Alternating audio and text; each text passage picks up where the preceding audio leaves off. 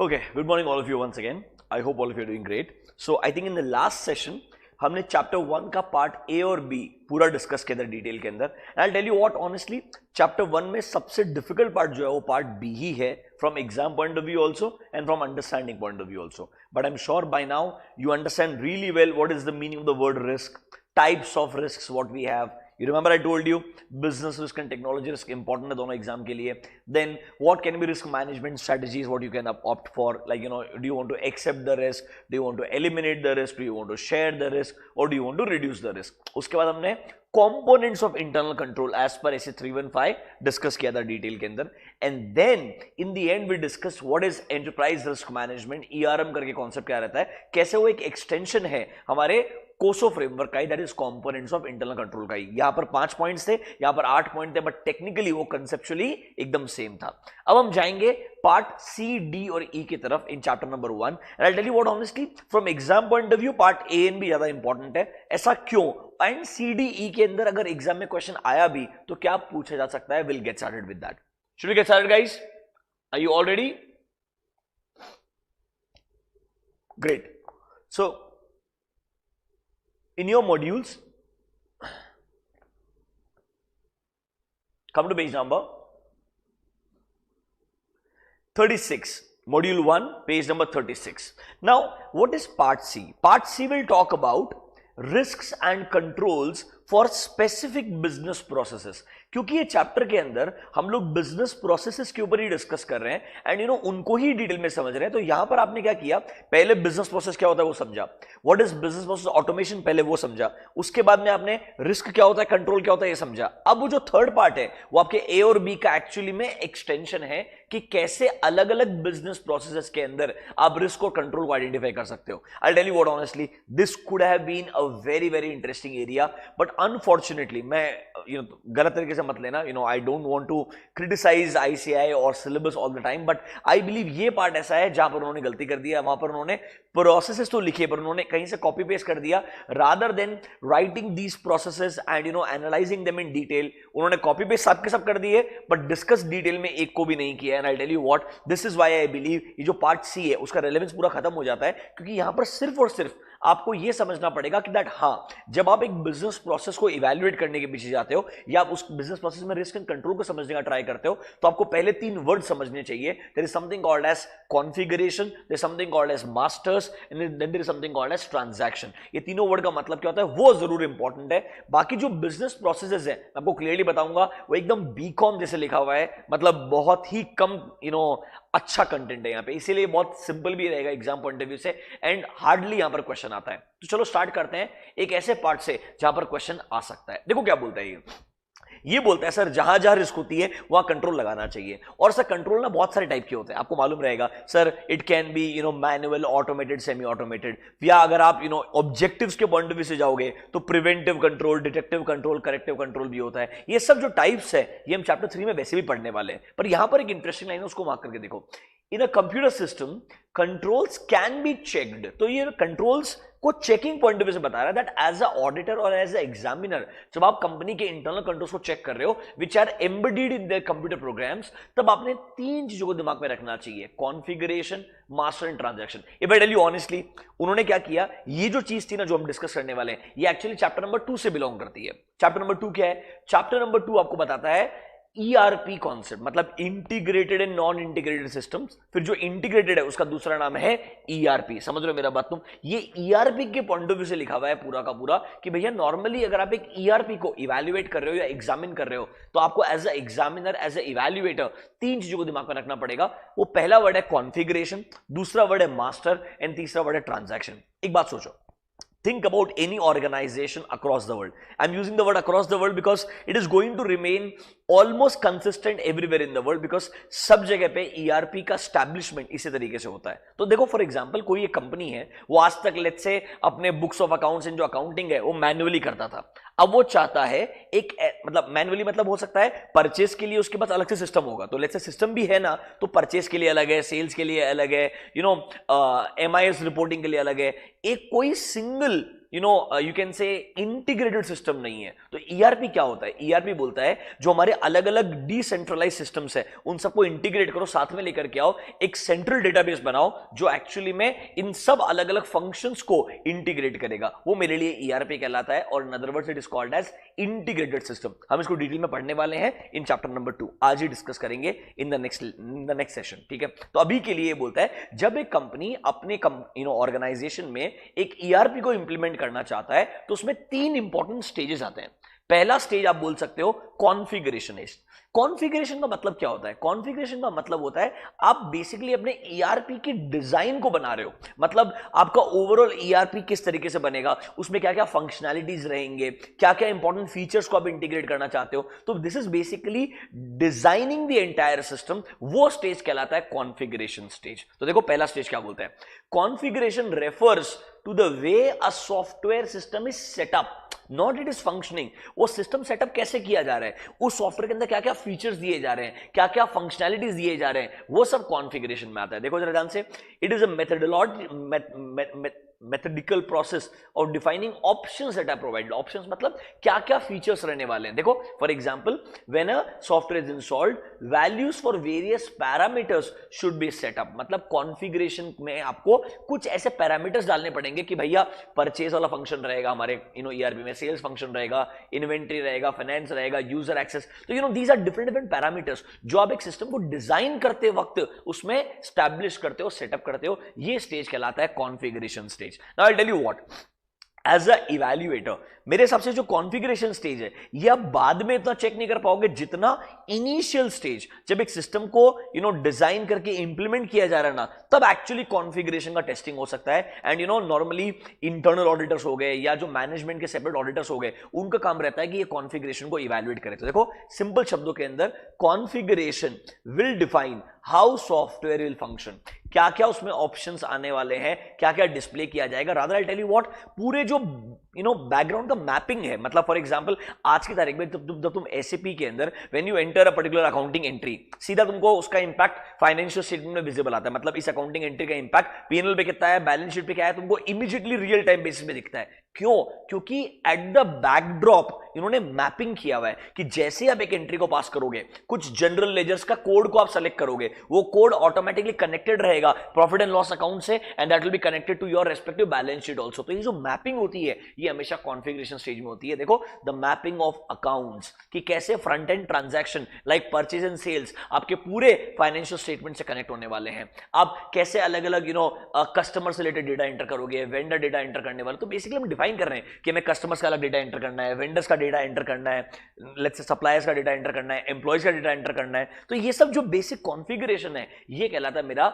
Setting up of a system, और may be defining the basic parameters कि ये system मेरे लिए क्या क्या फंक्शनैलिटीज के थ्रू काम करने वाला है, वो कहलाता है कॉन्फ़िगरेशन। ये सिर्फ 3 वर्ड्स को एक्सप्लेन कर रहा है। यहां पर एग्जाम में एमसीक्यू क्वेश्चन आ सकता है कि वो बताएगा जब आप एक सिस्टम को इवैल्यूएट कर रहे हो, आप जब ये इवैल्यूएट करना चाहते हो कि भैया इस सिस्टम में क्या क्या फंक्शनैलिटीज रहेंगे, क्या क्या फीचर्स रहेंगे, क्या क्या पैरामीटर्स रहेंगे, तब आप कॉन्फ़िगरेशन चेक कर रहे हो, मास्टर चेक कर रहे हो, आप कॉन्फ़िगरेशन चेक कर रहे हो। तो आपको कॉन्फ़िगरेशन एंड मास्टर के अंदर डिफरेंस पता होना चाहिए। तो पहला स्टेज होता है designing the system, that is called as configuration. Is the word configuration clear to everyone? I want everyone to spend 2 minutes and read this configuration part once again. ये वर्ड ना पूरे ईआईएस में multiple जगह पे आएगा, because जहां पर भी नया सिस्टम इंप्लीमेंट करने के बारे में सोचोगे, जो पहला स्टेज है वो हमेशा कॉन्फ़िगरेशन स्टेज रहेगा। एंड कॉन्फ़िगरेशन पता है क्या, डेवलप करते वक्त आपको आपके सिस्टम से एक्सपेक्टेशंस क्या है वो रखने पड़ेंगे, तब जाके आप सही तरीके से सिस्टम को कॉन्फ़िगर कर पाओगे। I hope you understand this. Quickly spend 2 minutes, read the word configuration, then will proceed.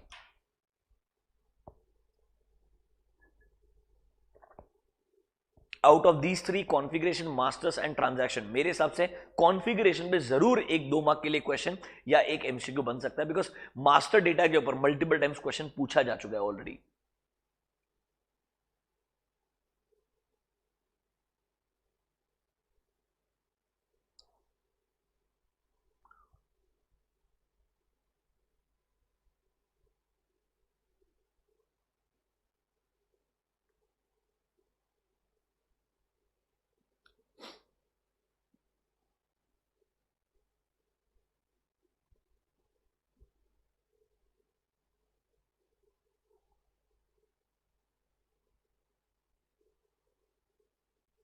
Done.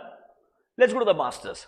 ना जब आपने एक बार पैरामीटर्स डेवलप कर लिए, अब आप बात करोगे लेट्स से फॉर एग्जांपल हमारे बहुत सारे ऐसे ट्रांजैक्शंस होते हैं, उन ट्रांजैक्शंस का कुछ पार्ट जो है वो हमेशा सेम रहता है. लेट्स से फॉर एग्जांपल एक कंपनी के अंदर 5-6 इंपॉर्टेंट कस्टमर्स हैं, तो उन कस्टमर्स का जो बेसिक डेटा है वो सेम रहने वाला है. हाँ, एवरी टाइम कस्टमर कितना परचेस कर रहा है, क्या परचेस कर रहा है, क्या प्राइस से परचेस कर रहा है, वो क्वांटिटी क्वालिटी एंड प्राइसिंग बदल सकता है, बट जो कस्टमर का डिटेल्स है वो सब सेम रहने वाला है. तो नॉर्मली एक आपके ईआरपी के अंदर after the configuration comes setting up of masters, मतलब कुछ ऐसा परमानेंट नेचर का डेटा जो रेगुलरली बदलता नहीं है, उन मास्टर डेटा को सेट किया जाएगा.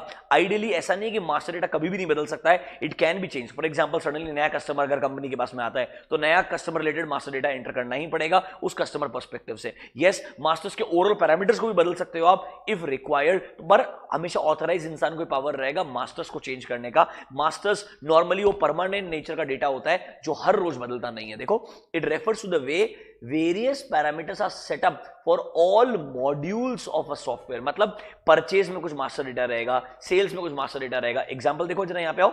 सम example can you see customer master. एक कस्टमर का क्रेडिट लिमिट जो है वो एक इनिशियल स्टेज में तुम इवैल्यूएट करके डिटरमाइन कर लोगे, वो हर दिन बदलने वाला नहीं है. उसका बिलिंग एड्रेस, शिपिंग एड्रेस हो गया, वेंडर के लिए क्रेडिट पीरियड वाला बात हो गया, बैंक अकाउंट डिटेल्स हो गया. ये कुछ ऐसा डेटा है जो नॉर्मली हम इनिशियल लेवल पे सेटअप कर देते हैं एंड इसको हम बार बार बदलते नहीं है, वो कहलाता है मेरे लिए मास्टर डेटा. यहां पर एक चीज को मार्क करना, देखो the masters are setup first time during installation and these are changed whenever the business process rules और पैरामीटर्स आर चेंज. अगर बदलाव का रिक्वायरमेंट है तो बदलाव भी ला सकते हो, बट हमेशा ध्यान रखना एक ऑथराइज इंसान के अप्रूवल के बिना या एक अप्रोप्रिएट इंसान ही मास्टर्स में चेंज ला सकता है, बिकॉज मास्टर्स में चेंजेस लेकर के आना can actually result into significant manipulation of accounts और management override of controls also. That is why we always want an authorise person always should have a power to make changes to the masters. तो ये masters के कुछ example है, इनको हम detail में और भी पढ़ने वाले हैं चैप्टर नंबर 2 के अंदर. एज आई टोल्ड यू, ये तीनों चीजें चैप्टर नंबर 2 में और डिटेल में डिस्कस की जाएगी.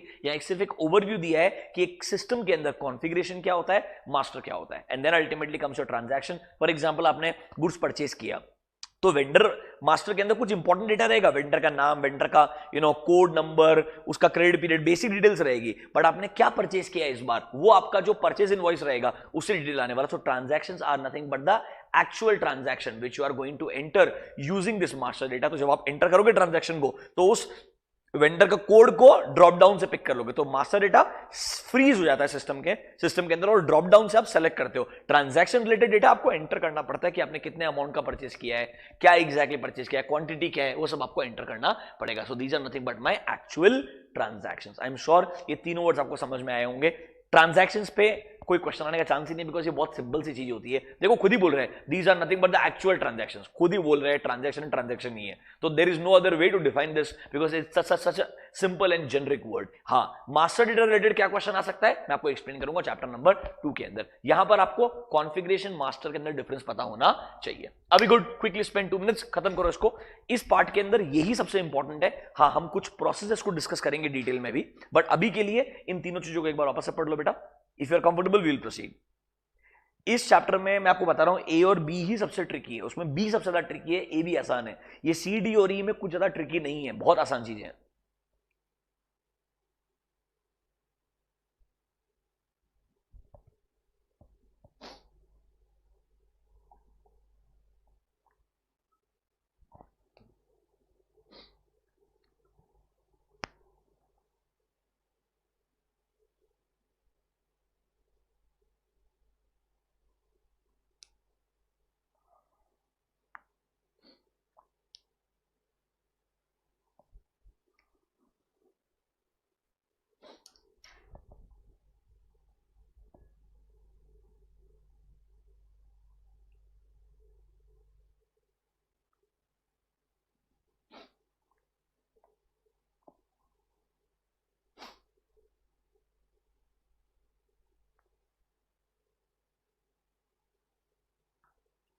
डन.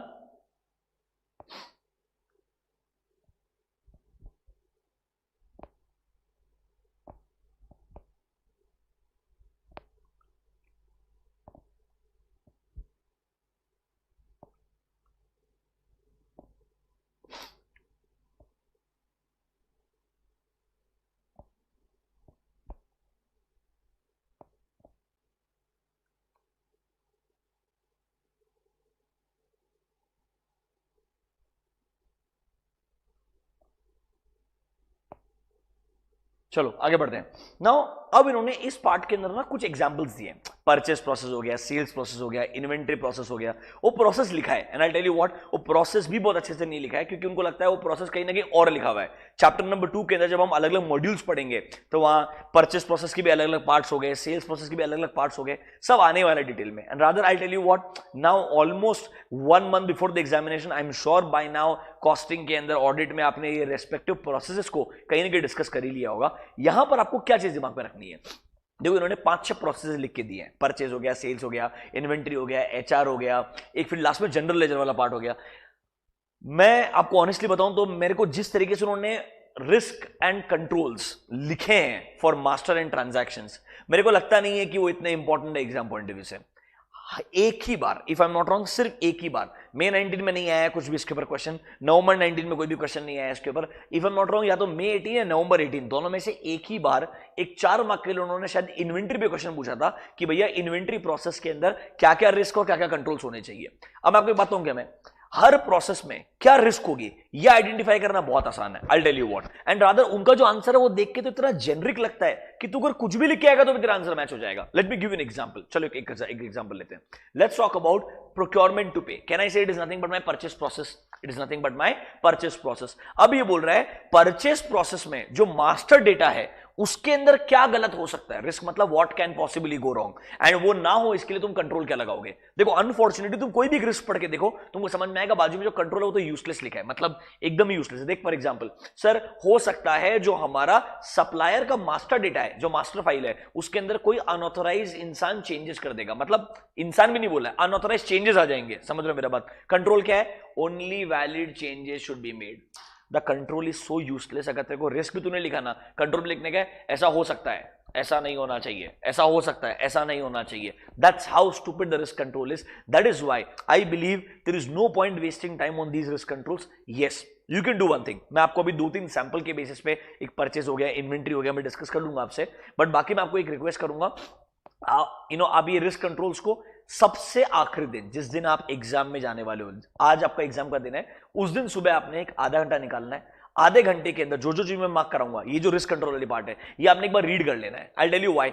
आज तू याद करेगा, एक महीना वापस भूल जाएगा, तो जो एग्जाम का दिन है उस दिन ही तूने एक बार इसको रीड करना है। लेट्स से बाय मिस्टेक गलती से 4 मार्क के लिए क्वेश्चन आ जाए, परचेज के ऊपर, सेल्स के ऊपर, किसी भी चीज के ऊपर, आई टेल यू व्हाट, ये तो एक बार पढ़ लेगा ना, ऑलमोस्ट सारे वर्ड रिपीट। जैसे यहाँ पे सप्लायर मास्टर फाइल है तो सेल्स के अंदर कस्टमर मास्टर फाइल आ जाएगा, मतलब वो वर्ड चेंज कर देगा, बस एक सप्लायर को कस्टमर से रिप्लेस कर देगा, कुछ बेसिक माइनर चेंजेस करते जाएगा, ओवरऑल बाकी पार्ट सेम रहने वाला। देख देख अनऑथराइज चेंजेस हो जाएंगे सप्लायर फाइल। और दूसरा चीज देख, रिस्क है, all valid changes to supplier master file are not input in process. तो चेंजेस किए पर उसको इनपुट नहीं किया, बहुत ही घटिया रिस्क है। मतलब इन्होंने कॉपी पेस्ट किया है। मैं तुमको बता रहा हूं, सही मायने में तेरे को प्रोसेस पढ़ाना चाहते ही नहीं थे, वो सिर्फ उन्होंने बता दिया इन जनरल क्या क्या रिस्क हो सकते हैं। तो भैया बहुत रिस्क हो सकती है। यहां से मास्टर डेटा रिलेटेड बात रहेगा, बिकॉज ये मास्टर के रिस्क के बारे में बात कर रहे हैं, ट्रांजैक्शन वाले हम जनरल डिस्कस करेंगे। तो देखो सिंपल चीज अगर मुझे पूछोगे, अनऑथराइज चेंजेस हो जाएंगे मास्टर के डेटा के अंदर, या अनऑथराइज इंसान को एक्सेस मिल जाएगा मास्टर डेटा का। तो अनऑथराइज्ड एक्सेस के ऊपर और अनऑथराइज चेंजेस के ऊपर 2 पॉइंट आ सकते हैं। फिर तुम ऐसा बोल सकते हो कि भैया जो चेंजेस किए गए हैं वो टाइम पे नहीं होने वाले, या चेंजेस किए ही नहीं है, या सर वो जो मास्टर फाइल है वो आपका अप टू डेट नहीं है। ये अगर 2-3 चीज दिमाग में रखोगे तो आराम से कोई भी 3 पॉइंट लिख के आ जाएगा। सी एग्जाम में हायर स्टैंडर्ड में 4 मार्क के लिए क्वेश्चन आएगा। You have to mention 2 risk at master level and you have to mention 2 risk at a transaction level. उतना भी लिखा तो भी तेरा काम हो जाएगा, but I think according to me तो आराम से 2-3 मास्टर के लिए इजी लिख सकता है। देख फॉर एग्जांपल, सिस्टम का एक्सेस जो है, वेंडर मास्टर का जो एक्सेस है वो अनऑथराइज यूजर को मिल जाएगा, मतलब सिर्फ ऑथराइज यूजर को नहीं, अनऑथराइज यूजर को भी मिल जाएगा, या अनऑथराइज इंसान चेंजेस लेकर के आ जाएगा। और बाकी जनरल चीज एक, फाइल अप टू डेट नहीं है, फाइल में जो चेंजेस किए जा रहे हैं वो डिले हो गए हैं, ढंग से प्रोसेस नहीं किए गए, यही सेम रिस्क जो है, इधर देख, इधर फटाफट से कम टू सेल्स प्रोसेस, वापस देख सेम रिस्क मिलेगा। देख अब यहां पर वर्ड क्या आ गया, कस्टमर फाइल आ गया, कस्टमर मास्टर फाइल ढंग से मेंटेन नहीं की गई है, इनवैलिड चेंजेस कर दिए गए हैं। देखो जो चेंजेस हैं वो एक्यूरेट नहीं है। अब देखो एक्सेस के बारे में बात करेगा, सिस्टम का जो एक्सेस है वो सिर्फ ऑथराइज पर्सन को रेस्ट्रिक्टेड नहीं है, फाइल अप टू डेट नहीं है। बस यहां पर वर्ड क्या आ गया, कस्टमर मास्टर फाइल, वहां पर वर्ड क्या है, supplier master file. And I tell you what, majority जगह उन्होंने मास्टर लेवल पे यही सेम पॉइंट्स को कॉपी पेस्ट किए हुए। एक काम कर, शांति से मैं जो बोलता हूं वो ढंग से सुन, 2 मिनट के लिए। मास्टर के अंदर आई am talking about the purchase process, जो मास्टर में रिस्क लिखे एक बार इनको पढ़। क्या तू इनमें से कोई भी 3 पॉइंट लिख पाएगा? खुद सोच अपने दिमाग के अंदर, सारे पॉइंट्स पढ़ और मुझे तो कोई भी 3 पॉइंट लिख पाएगा। रिस्क लिखा तो कंट्रोल तो बहुत ही सिंपल है, वो तो कि भाई ऐसा नहीं होना चाहिए, वैसा लिखने का है, ठीक है। All of you spend 2 minutes, read all the risks for a purchase process at a master level. एक बार शांति से पढ़ो, फिर तुमको समझ में आएगा। सेल्स में, इन्वेंटरी में, ऑलमोस्ट सब जगह कॉपी पेस्ट है पूरा का पूरा। I will prove it to you. तुम इसको पढ़ो फटाफट से पहले एक बार, जल्दी। अभी हम सिर्फ एग्जाम पॉइंट ऑफ व्यू से डिस्कस कर रहे हैं। मैं तेरे को परचेस प्रोसेस क्या है, सेल्स प्रोसेस क्या है समझाने वाला नहीं है। मेरे को मालूम है तेरे को सब आता है। जल्दी, जो बोल रहा हूं सिंसियरली करो।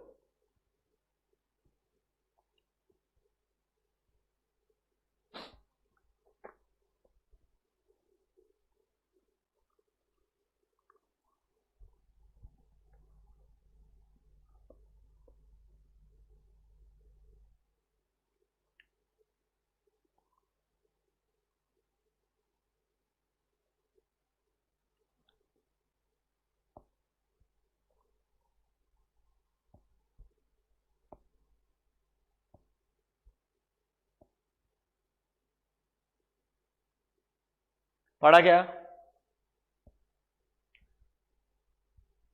I want response. अगर पढ़ा है तो मेरे को बताओ हाथ खड़ा करके दैट यू हैव स्टडीड, तुमने रीड कर लिया इसको। गुड। अब एक काम करो, सेल्स पे आओ फटाफट से। नोटिस करो सबको सेम है क्या? बस वर्ड क्या है? कस्टमर मास्टर फाइल है, सप्लायर मास्टर फाइल की जगह। चेक करो जल्दी से 2 मिनट के अंदर। You have 1 minute to check this immediately. जल्दी खत्म करो सेल्स प्रोसेस को।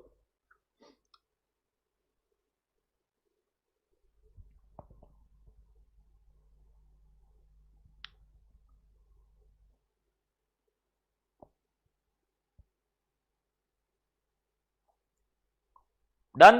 अब थर्ड वाले पे आओ, इन्वेंट्री प्रोसेस पे आओ। अब देखो, परचेस सेल में हमारे लिए सप्लायर और कस्टमर इंपॉर्टेंट है। इन्वेंट्री मैनेजमेंट जो हमारा खुद का इंटरनल एस्पेक्ट है, this is one of the internal aspect. तो यहां पर भी इन्वेंट्री का मास्टर डेटा रहेगा। तो इन्होंने सप्लायर और कस्टमर की जगह वर्ड क्या यूज किया है? Inventory management file.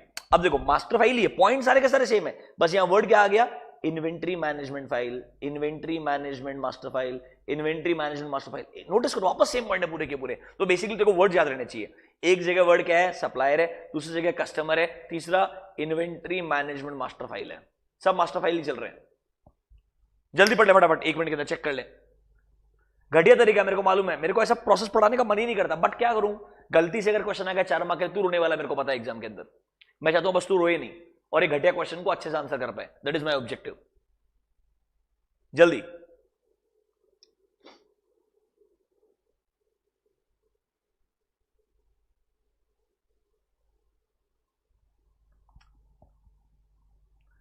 Done. Now come to HR process, come to human resource process. ये प्रोसेस समझाऊंगा मैं तुमको, ये अच्छा प्रोसेस लिखा है उसने। अब यहां पे आओ, कॉन्फ़िगरेशन को छोड़ दो एक बार, कम टू मास्टर्स। यहां पर पेरोल मास्टर फाइल लिख दो, पेरोल मास्टर फाइल। अच्छा, यहां पर भी जनरल पॉइंट्स है, पर जनरल पॉइंट के साथ में इन्होंने फॉर्चुनेटली जहां से कॉपी किया वहां कुछ लॉजिकल पॉइंट्स भी लिखे। तो यहां पर मास्टर फाइल में 2-3 इंपॉर्टेंट पॉइंट्स मार्क करा रहा हूं, वो थोड़े अलग है, थोड़े से अच्छे तरीके से लिखे हुए हैं, ठीक है। जरा देखो पहला पॉइंट क्या है? Additions to payroll master file do not represent valid employees. मतलब जो आपके पेरोल का मास्टर फाइल है ना, हो सकता है उसमें कुछ आप एडिशन कर रहे हो, वो एक्चुअली में एम्प्लॉइज ही नहीं, डमी वर्कर्स रहेंगे। तो शायद गलत तरीके से आपने एम्प्लॉय ऐड कर दिए होंगे, या सर आपने न्यू एम्प्लॉइज को ऐड ही नहीं किया होगा। देखो नए एम्प्लॉइज को ऐड नहीं किया, थोड़ा सा स्पेसिफिक आंसर लिखा है। तो पहली बार यहां पर थोड़ा लॉजिकल आंसर है, बाकी जनरल था, ठीक है। तो देखो सुनो मेरा बात, पेरोल में ना 3 इंपॉर्टेंट चीजें होती है। एक होता है नया एम्प्लॉय आया, दूसरा होता है एक एम्प्लॉय छोड़ करके गया। तो new employ and terminated employ, इन दोनों पॉइंट पे तो हमेशा पॉइंट बनेगा। तो देखो न्यू एम्प्लॉयज के ऊपर पॉइंट बनाया, एंड टर्मिनेटेड एम्प्लॉयज को तुमने पेरोल मास्टर फाइल से निकाला नहीं। आइडियली जैसे ही एक एम्प्लॉय छोड़ के जाता है, तुमने मास्टर फाइल से निकालते नहीं हो उसको, मुझे अगर पूछोगे तो, बट उसको फ्रीज कर देते हो कि भैया इसको अभी पेरोल प्रोसेस नहीं करना है, सैलरी प्रोसेस नहीं करना है। तो यहां पर अगर आप मुझे पूछोगे, ये दोनों पॉइंट आपको लॉजिकली अलग से याद रहने चाहिए। बाकी जनरल जो पॉइंट है मैं आपको मार्क करवा के देता हूं, वापस को सेम मिलेगा। इधर आओ। Invalid changes are made to payroll master file. Payroll master file is not up to date.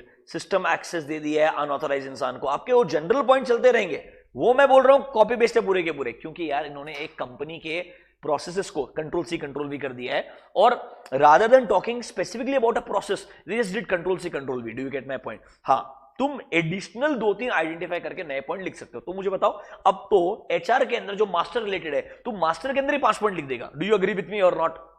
Yes और नो? पक्का?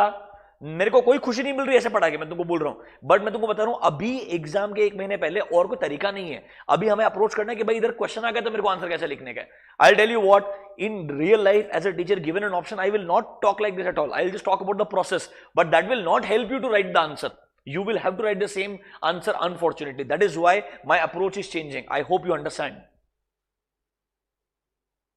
ठीक है, चलो तो आप बेसिकली क्या क्या प्रोसेस होगा मुझे बताओ। हमारा परचेज हो गया, सेल्स हो गया, इन्वेंटरी हो गया, तो वो मास्टर के ऊपर तो रिस्क लिखने में कोई दिक्कत नहीं है, ठीक है। अब आ जाओ फिक्स एसेट के ऊपर, एफए के ऊपर, वापस मास्टर में आओ। एंड बेस्ट पार्ट, यहां पर हमारा जैसे इन्वेंटरी मैनेजमेंट फाइल था, या फिक्स्ड एसेट रजिस्टर फाइल बोल दो, या फिक्स्ड एसेट फाइल बोल दो। एफआर होता है फिक्स्ड एसेट रजिस्टर, नॉर्मली वही मास्टर डेटा होता है अपने आप के अंदर, पर उन्होंने बोला फिक्स्ड एसेट रजिस्टर और मास्टर फाइल, वो ही सेम पॉइंट मिलने वाले तुमको। बस यहां पर वर्ड क्या आ जाएगा, फिक्स्ड एसेट रजिस्टर। देखो बाकी सेम पॉइंट मिलेंगे तुमको, invalid changes, not up to date, system का एक्सेस अनऑथराइज्ड इंसान को मिल गया, सर एक्यूरेटली चेंजेस नहीं किए गए, सेम पॉइंट मिलेंगे। इधर कुछ नया भी नहीं लिखा, डोंट वरी अबाउट इट। जल्दी मैच करो फटाफट से एक बार, जल्दी।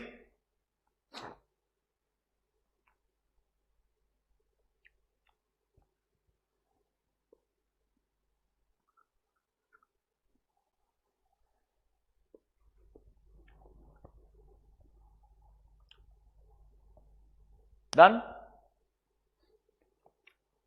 अच्छा, ये केस 6 जो है, यहां पर ये चीज अप्लाई मत करो, मैं केस 6 को अलग से एक्सप्लेन करूंगा, उसको छोड़ दो, जनरल लेजर वाले पार्ट को छोड़ दो। अभी तक जो हमने बाकी पढ़े, परचेज, सेल्स, इन्वेंट्री, पेरोल, ये सब आपको सिंपल लगने चाहिए, इसमें तकलीफ नहीं आनी चाहिए। अच्छा, मास्टर लेवल पे आपको रिस्क समझ में आ गया। Now let's talk about transaction level. Now let's talk about transaction level. Transaction level पे जो रिस्क करना बेटा, वो और भी आसान है। क्यों बोलता हूं आपको मैं, मास्टर में एटलीस्ट कुछ स्पेसिफिक 2-3 तो याद रखने पड़ेंगे तेरे को, ट्रांजैक्शन में कुछ याद करने की जरूरत ही नहीं है। एक बात सोच, परचेस प्रोसेस तेरे को पता है, परचेस प्रोसेस में क्या क्या गलत हो सकता है। एक जब ट्रांजैक्शन को रिकॉर्ड कर रहा है तब क्या क्या गलती हो सकती है यार। हो सकता है कि तू परचेस को रिकॉर्ड कर रहा है, जो परचेस ऑर्डर है वही अप्रूव नहीं है, या जो परचेस ऑर्डर में जो क्वांटिटी एंड क्वालिटी है वो तेरे जीआरएन से मैच नहीं होती है, या वो तेरे इनवॉइस से मैच नहीं होती है। मतलब तेरे को सिर्फ नेगेटिव सोचना है, what can possibly go wrong in a purchase process, and I tell you what, इतने पॉइंट लिखे तो कोई भी 3 गलती तो आराम से तुक्के में भी मैच कर लेगा। जल्दी आ जा, कम बैक पेज नंबर 38 पे आया। देख ये शुरुआत कर रहा है, याद है क्या, परचेज अपने मटेरियल रिक्विजिशन फॉर्म आता था, वो एक ऑथराइज इंसान का अप्रूवल मिलना चाहिए, फिर कोटेशन एनालिसिस होती थी। तो सोच, या तो मटेरियल रिक्विजिशन फॉर्म अनऑथराइज इंसान के थ्रू आ गया है, वो उसको अप्रूव ढंग से नहीं किया गया है, कोटेशन एनालिसिस परफॉर्म नहीं किया गया है, या कोटेशन एनालिसिस जो परफॉर्म किया है उसको अनऑथराइज इंसान ने अप्रूव कर दिया है, पीओ नहीं बनाया है, पीओ अनऑथराइज इंसान ने अप्रूव कर दिया है, गुड्स रिसीव नहीं हुए हैं, जो रिसीव हुए हैं और जो पीओ में वो मैच नहीं होते हैं। कोई भी गलती लिखनी है तेरे को, कोई भी गलती। एक काम को 2-3 चीज मार्क कर, मैं तुमको बोलता हूं, देख परचेज ऑर्डर सिस्टम में ढंग से एंटर नहीं हुए, अनऑथराइज्ड मतलब सही इंसान के अप्रूवल के बिना परचेज रिक्वेशन को ऑर्डर कर दिया गया है। फिर जरा disbursements are made for goods and services that have not been received, पैसा दे दिया पर गुड्स अभी तक नहीं आया है, ठीक है। जो डिसबर्समेंट से पेमेंट जो किया उसको रिकॉर्ड नहीं किया है। लास्ट में एक जनरल पॉइंट हमेशा लिख सकता है, पूरे सिस्टम के अंदर सिर्फ ऑथराइज इंसान को ही एक्सेस नहीं है, मतलब अनऑथराइज इंसान को भी एक्सेस हो सकता है। ये एक जनरल पॉइंट है जो तू किधर भी डाल सकता है। सेम अब जो सेल्स के बारे में बात करेगा, सेल्स ऑर्डर जो रिसीव किया है वो ढंग से सिस्टम में एंटर नहीं किया है, सेल्स ऑर्डर एंड जो तूने गुड्स डिस्पैच किया है वो मैच नहीं होते हैं, जो तुमको पैसा रिसीव हुआ है वो तुमने रिकॉर्ड नहीं किया है, या तुमको पैसा रिसीव ही नहीं हुआ है पर तुमने गुड्स अभी तक भेज दिए हैं। Think anything negatively what can possibly happen, and I tell you what, ये सिर्फ एग्जाम्पल के फॉर्म में दिए हुए हैं, इसके अलावा भी मल्टीपल रिस्क होते हैं। मतलब अगर तू एक प्रोसेस के बारे में सोचेगा ना, तू 1000 रिस्क लिख सकता है आराम से, क्योंकि हर एक पॉइंट के ऊपर कुछ ना कुछ गलत हो ही सकता है आइडियली। तो देखो ट्रांजैक्शन लेवल पे तेरे को सिर्फ एक बार रीड करके जाना है, तुझे याद भी नहीं करना है। मास्टर लेवल पे एटलीस्ट वो 3 पॉइंट तो याद कर लीजिए, तेरे को हर जगह कॉपी पेस्ट करने के लिए काम में आने वाले हैं। इज दिस कंफर्टेबल नाउ कि तो भैया जब रिस्क कंट्रोल लिखना हुआ गलती से for a specific business process, गलती से अगर आ गया, this is the worst case according to me, जब वो आ सकता है तब भी तू इजीली 4 मार्क के लिए आंसर लिख सकता है। Are you comfortable with me now? Sure? जिंदगी में वापस से मेरे को मैसेज करके पूछा ना, फोटो खींचिए, सर ये याद करने का है क्या? ये चीज मैंने लेक्चर में भी 15 बार बोली है, यहां पर भी वापस बोल रहा हूं, ये ऐसा स्टूपिड क्वेश्चन मत पूछा करो यार बेटा। क्या याद कर, अरे सब कुछ याद करना, ऐसे कुछ भी पूछ सकता ना यार। क्या मैं सर डिसाइड करके बोलूंगा ऐसे को तुम ये मत पूछो? I cannot do that, right? You have to go through everything. Find a way to get over it. Don't just procrastinate. A problem है. Find a solution. That's the best way to look at it. चलो, let's come to the last part. वो बहुत ही घटिया तरीके से copy paste किया हुआ है, इसीलिए मेरे को तेरे को उसका मतलब समझाना पड़ेगा. आई एम श्योर ये प्रोसेस वगैरह तू पढ़ सकता है, बहुत सिंपल प्रोसेस लिखे हुए हैं. ठीक है, come to the last part, general ledger वाला part. Now I tell you what, ideally इस चीज को इन्होंने 100% यहां इंक्लूड ही नहीं करना चाहिए. ये चीज तो पक्का चैप्टर 2 में आनी चाहिए. नाउ इफ यू रिमेंबर, आपको सेल्फ बैलेंसिंग लेजर करके चैप्टर पढ़ाया होगा, पर bought ledger, sales ledger and general ledger. अगर आप मुझे पूछोगे, यहां पर वो वर्ड यूज करा जनरल लेजर, क्योंकि वो अज्यूम कर रहा है पूरे ईआरपी में आपके जितने भी ट्रांजैक्शन है, परचेज ट्रांजैक्शन हो गया, सेल्स ट्रांजैक्शन हो गया, एक्सपेंडिचर रिलेटेड ट्रांजैक्शन हो गया, कोई भी ट्रांजैक्शन हो गया, समझ रहे हो, नॉन कैश ट्रांजैक्शन भी हो गया, उसका आपको अकाउंटिंग एंट्री तो पास करना पड़ेगा. और वो अकाउंटिंग एंट्री जब आप पास करोगे, उसका कोई ना कोई इंपैक्ट आपके profit and loss account and balance sheet के ऊपर आना चाहिए, एंड कभी कभी दोनों के ऊपर आना चाहिए, डिपेंडिंग ऑन द सिचुएशन. तो ये जो जनरल लेजर की बात कर रहा है, ये बात कर रहा है पूरे ईआरपी में ऑल फाइनेंशियल ट्रांजैक्शंस जिसका बॉटम लाइन का इंपैक्ट पीएनएल और बैलेंस शीट पे आता है, वो सब कुछ के अंदर क्या क्या रिस्क है और क्या क्या. तो बेसिकली पूरे ईआरपी की रिस्क को कंट्रोल पूछ रही है. देख, it refers to the process of recording the transactions. कहां पर सर? इन द सिस्टम, मतलब ईआरपी जो फाइनली जनरेट करेगा फाइनेंशियल रिपोर्ट्स, मतलब profit and loss account, balance sheet. Ultimately ये क्या एसएपी से रिपोर्ट जनरेट होकर के आती है यार. क्विक बुक तेरे को रिपोर्ट बना के देता है, ये टैली तेरे को रिपोर्ट बना के देता है. वो सब क्या है? अलग अलग मेरे लिए अकाउंटिंग सॉफ्टवेयर है. तो ये बोल रहा है इन जनरल, तो आपका जो जनरल लेजर है, ये इनका कहने का मतलब है, तो हम लोग क्या करते हैं, जीएल कोड्स बनाते हैं. आपको मालूम रहेगा, परचेज के लिए 5 जीएल कोड है, सेल्स के लिए ये 4 जीएल कोड है. तो नॉर्मली ना हम थियोरेटिकली वर्ड यूज करते हैं bought ledger, sales ledger. In real life, in ERP, we just use the word GL. GL is called as general ledger. Purchase के लिए भी GL रहता है, सेल्स के लिए भी GL है. हाँ, मल्टीपल परचेज के लिए GL हो सकते हैं. फॉर एग्जांपल, परचेज डोमेस्टिकली कर रहे हो, इंटरनेशनली कर रहे हो, सेल आप विद इन इंडिया कर रहे हो, आउटसाइड इंडिया कर रहे हो. सेल के अंदर भी अलग अलग चीजों के अलग अलग GL कोड आप बना सकते हो. ये सब GL कोड्स कहते हैं, मतलब जनरल लेजर कोड्स कहलाते हैं. और वो कोड्स ही ना आपको सही तरीके से मैपिंग करने में हेल्प करता है. आई टेल यू व्हाट, एक प्रॉपर मैपिंग रहता है. मैं तो एक एक्सेल दिखाता हूँ, शायद तेरे को समझ में आएगा. मेरे पास रहेगा यार, आई डोंट नो, ये तेरे को दिखाया भी होगा मैंने, आई एम श्योर.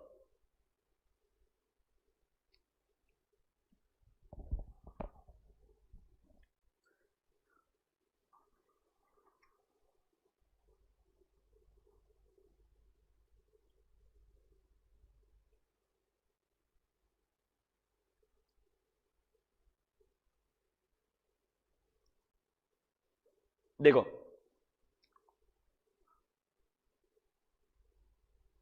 ये दिख रहा है ट्रेड पेबल्स, इसमें 651015 6025, ये अलग अलग जीएल कोड्स है. ये 650 6060 जो दिख रहा है ना, ये अलग अलग जीएल कोड्स है. अब देखो, ये सारे जीएल कोड मिलकर के एडवांस टू सप्लायर कैटेगरी में जा रहे हैं, ये वाले मिलकर के अक्रूड लायबिलिटीज में जा रहे हैं, ये वाले अदर लायबिलिटीज में जा रहे हैं, ये वाले शॉर्ट टर्म प्रोविजन में जा रहे हैं. ये ना प्रॉपर कॉन्फ़िगरेशन बनता है आपके ईआरपी के अंदर. वो ना आप रिपोर्ट के थ्रू जनरेट कर सकते हो. एक ऑडिटर शुरुआत जब करता है ना, यहीं से करता है कि भाई कॉन्फ़िगरेशन ही सही से किया है क्या. अगर एक कॉन्फ़िगरेशन सही से रहेगा तो वो सही बैलेंस शीट और पीएनएल के हेड के अंदर जाने वाला automatically. And in GL code से ही आपके ओवरऑल नोट्स टू अकाउंट्स के अंदर नंबर फ्लो. तो जीएल कोड से आपके ट्रायल बैलेंस में जाते हैं, ट्रायल बैलेंस से आपके प्रॉफिट एंड लॉस अकाउंट और बैलेंस शीट में जाते हैं, मतलब उनके नोट्स टू अकाउंट्स में जाते हैं, और वहां से वो नंबर फ्लो करके जाता है आपके प्रॉफिट एंड लॉस अकाउंट और बैलेंस शीट के फेस के ऊपर. तो आपको एज अ ऑडिटर यही पूछा गया है यहाँ पे, या एज अ इवैल्यूएटर, जब आप जनरल लेजर को चेक कर रहे हो, उस जनरल लेजर मतलब I am talking about all general ledger codes what we have in the organization.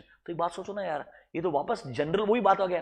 तो परचेज के लिए भी जीएल कोड बनेगा, सेल्स के लिए, तो तुमने ऊपर जो सब पढ़े थे ना 1 2 3 4 5, वो सबके सब एज अ एग्जांपल 6 में आ सकते हैं. तो 6th is a general case that in case of all general ledgers what can possibly go wrong and how can you control that. बात समझ में आ रहा है क्या तेरे को? Do you understand what is general ledger here? कभी भी जब तुम किसी कंपनी ऑडिट करने के लिए जाते हो ना, ये शुरुआत ऐसी होती है, तुम पहले ऐसा जीएल कोड्स का लिस्ट ऑब्टेन करते हो, उनके सिस्टम से रिपोर्ट जनरेट करते हो, ठीक है. फिर उनका मैपिंग देखते हो, वो सही से सही टीबी के रेस्पेक्टिव कोड्स में जा रहे कि नहीं जा रहे.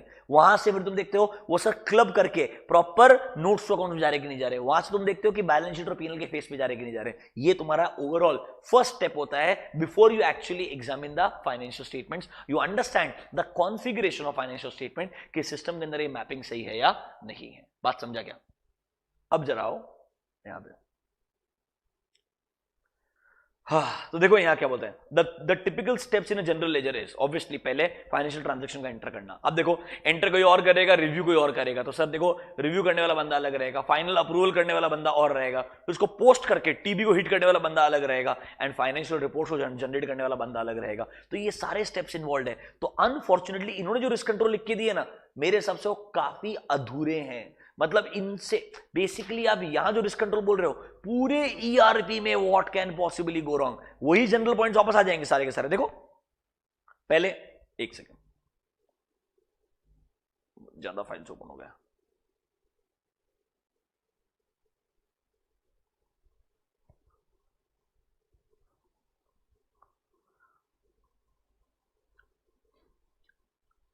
देखो मास्टर में बिल्कुल दो चीजें लिखी है, there could have been 10 risks in masters. देखो जितने भी हमारे जनरल लेजर के मास्टर फाइल्स हैं, ठीक है, उनमें जो बदलाव आने के रिपोर्ट्स हैं, चेंज रिपोर्ट्स हैं, वो सर जनरेट नहीं कर रहा है सिस्टम, ना ही कोई रिव्यू कर रहा है, ना ही कोई इंडिविजुअल। मतलब बेसिकली जो मास्टर डेटा आपने बना दिया ना, उसमें जो चेंजेस किए जा रहे हैं ना, उस चेंजेस को कोई इवैल्यूएट कर रहा है। बेसिकली ऑथराइज इंसान के थ्रू चेंजेस नहीं हो रहे हैं मास्टर्स के अंदर। तो एक जनरल पॉइंट लिख दिया, this will include all your other risks what you are writing, that unauthorise इंसान को एक्सेस मिल जाएगा, अनऑथराइज इंसान एंटर कर देगा, वो एंटर इनपुट नहीं किया जाएगा चेंजेस को जो करने चाहिए थे। तो देखो एक लास्ट में एक स्टैंडर्ड चार्ट ऑफ अकाउंट्स जो मैंने आपको दिखाया ना, अभी सारे जीएल कोड्स बनने चाहिए, ये सर मैनेजमेंट ने अप्रूव नहीं किया है, एंड ना ही उसको यूज किया जा रहा है विद इन द ऑर्गेनाइजेशन। उसके बिना ईआरपी काम नहीं कर सकता। तो ये रिस्क है, इसीलिए एक प्रॉपर स्टैंडर्ड चार्ट बनाया जाता है, मैनेजमेंट उसको अप्रूव करता है, ऑडिट कमिटी में ऑडिट को भी दिखाया जाता है, उसके अप्रूवल के बाद में अगर एक नया सिस्टम कॉन्फ़िगर कर रहे हैं, उस कॉन्फ़िगरेशन को इंप्लीमेंट किया जाता है। तो मास्टर लेवल पे हालांकि लिखने के लिए 2 पॉइंट है, पर ये इतने जनरल है that they will cover all possible master level risks. बात समझ में आया क्या? Spend 1 minute and read this master level risk फटाफट से।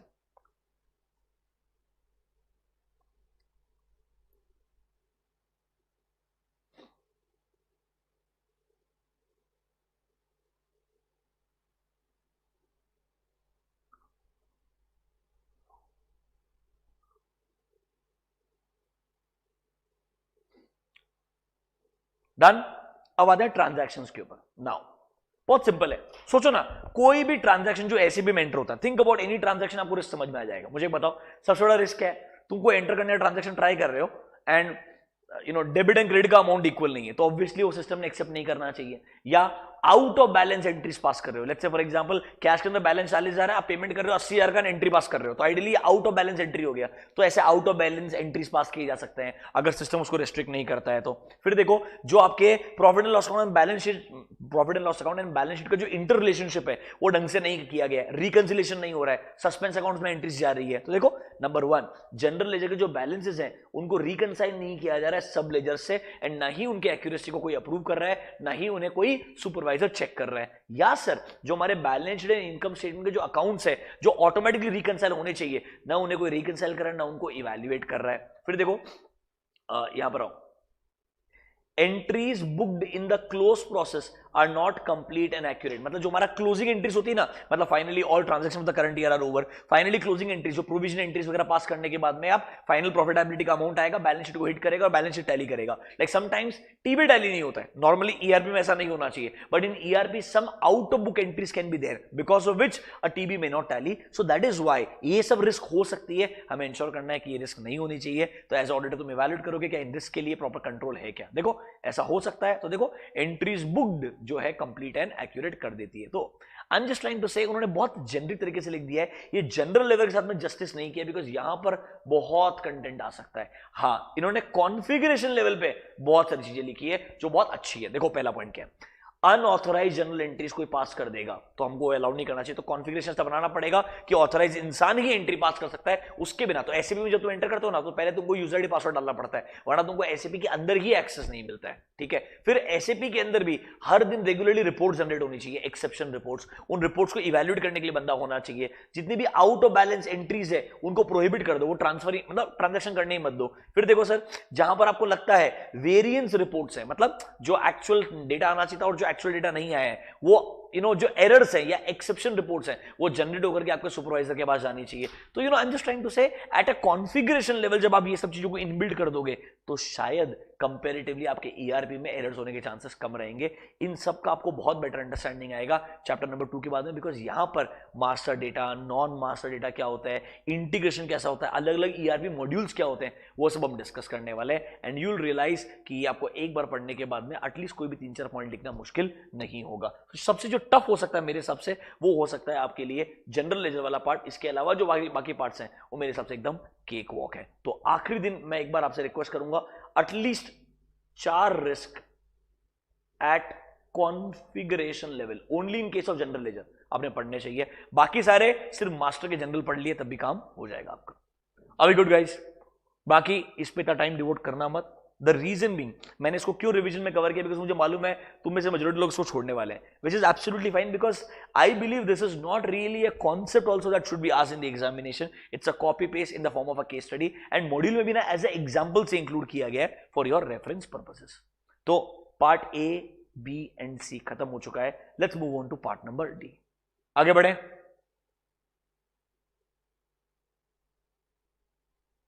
चलो,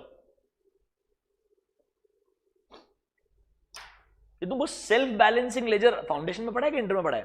मेरे टाइम में इंटर में था, अभी फाउंडेशन में कि इंटर में?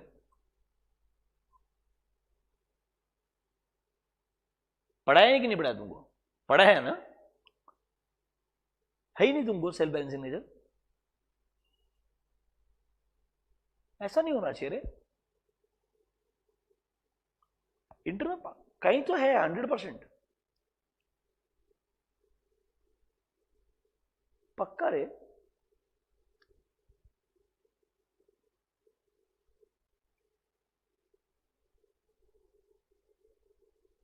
सिलेबस में नहीं है, ऐसा नहीं हो सकता। देखो ओल्ड के अंदर तो अकाउंट्स में था।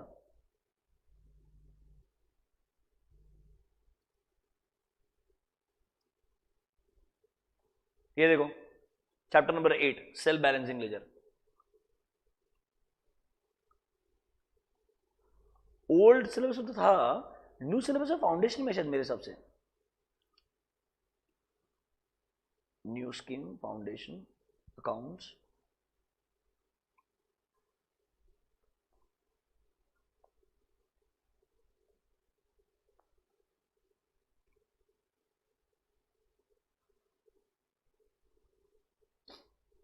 नहीं है।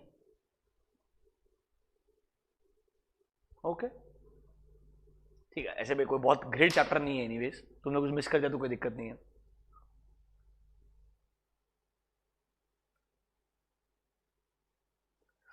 ओके तो एक बच्चा उसने क्वेश्चन पूछा sir can you give examples of related values for various parameters and the way various parameters are setup.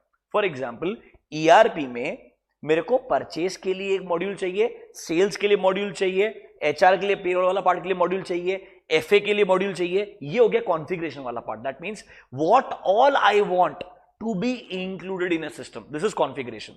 अब मैं बोलता हूं in case of my purchase and sales, मेरे को मतलब I am talking about customer purchase and sales के अंदर क्या क्या पैरामीटर्स इंक्लूड करना है। परचेज के अंदर मुझे कंपल्सरीली वेंडर का कोड एंटर करना है, वेंडर का नाम एंटर करना है, वेंडर का क्रेडिट पीरियड एंटर करना है, उसका अकाउंट डिटेल्स एंटर करना है। सिमिलरली कस्टमर के पॉइंट ऑफ व्यू से in terms of sales function मैं क्या क्या पैरामीटर्स ऐड कर दूंगा।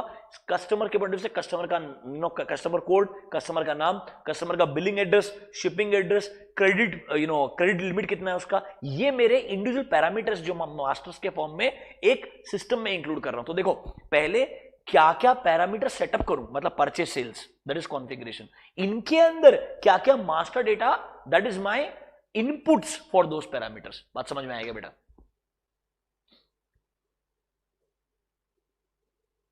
एक बच्चे का डाउट था इसलिए डिस्कस किया मैंने, समझा गया?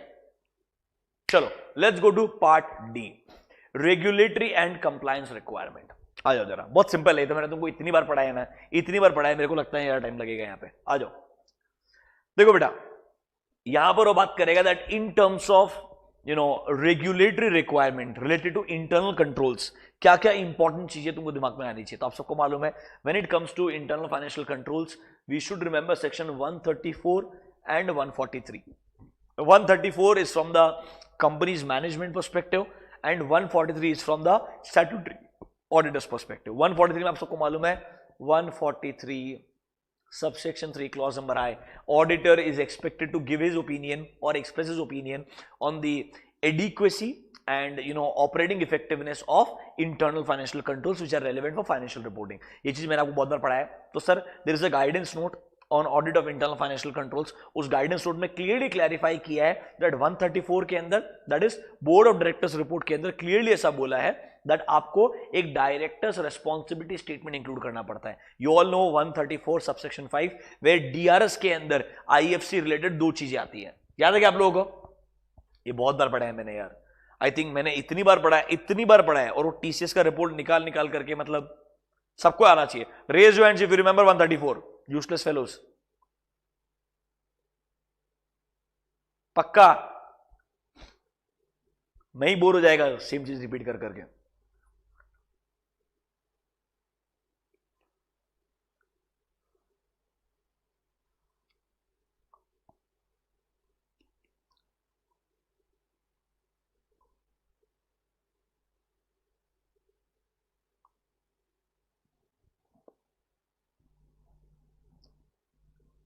वही रहेगा. देख सीधे ओपन ही बोल डायरेक्टली क्योंकि टीसीएस में वही मार्क किया सबसे ज्यादा पुराने रिपोर्ट के अंदर. ये देखो 134 सबसेक्शन 5 मतलब 134 जो बोर्ड ऑफ डायरेक्टर्स रिपोर्ट, उसमें सबसेक्शन 5 बोलता है you have to include a directors responsibility statement. मतलब कुछ चीजों के लिए डायरेक्टर्स रेस्पॉन्सिबिलिटी एक्सेप्ट करते हैं. देखो the board of directors to the best of their knowledge and ability confirm. क्या कंफर्म करते हैं? दो चीजें इंपॉर्टेंट है यहां पे. देखो एक तो इस चीज को मार्क करो that they have taken proper and sufficient care for maintenance of adequate accounting records in accordance with the provision of the act for two things: safeguarding of assets and for preventing and detecting fraud. देखो बेटा आपके business के ना बहुत सारे objectives होते हैं, उनमें से सिर्फ दो ऑब्जेक्टिव्स जो हैं वो कवर्ड थे. मैंने आपको याद है वापस से बिजनेस के बहुत सारे ऑब्जेक्टिव्स हैं. एग्जाम्पल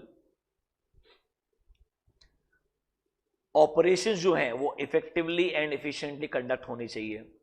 जो आपके फाइनेंशियल रिपोर्ट्स हैं वो रिलायबल होने चाहिए. आपके जो एसेट्स हैं वो सेफगार्ड होने चाहिए. लॉज एंड रेगुलेशंस कंप्लाई होने चाहिए. Prevention, detection and correction of frauds and error. ये सब क्या है? अलग अलग बिजनेस ऑब्जेक्टिव्स है यार जो मैनेजमेंट को इंश्योर करने हैं. अब नोटिस करो इनमें से सिर्फ और सिर्फ फोकस किया जा रहा है दो ऑब्जेक्टिव्स के ऊपर, क्योंकि before this guidance note on IFC पहले हम डीआरएस में सिर्फ यही एक ही पॉइंट आता था. This third point is the only point which is to come कि भाई मैनेजमेंट का ड्यूटी बनता है कि वो एडिक्वेट अकाउंटिंग रिकॉर्ड्स मेंटेन करते हैं एंड इस तरीके से कंट्रोल्स लगा के रखते हैं जिससे वो एसेट्स को सेफगार्ड कर सके एंड फ्रॉड्स को प्रिवेंट या डिटेक्ट कर सकते हैं.